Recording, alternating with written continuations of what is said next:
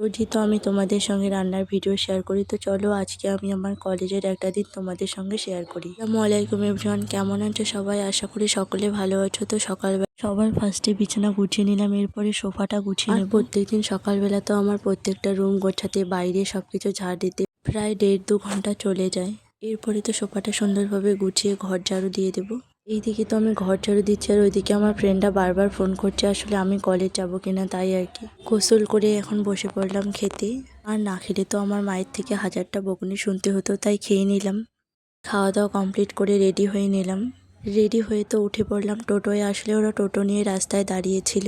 যদিও বা আমরা বাসে করেই কলেজে যাই, তবে আমরা যেহেতু অনেকজন তাই বাসের ভাড়ায় টোটোগুলো নিয়ে যেতে চাই।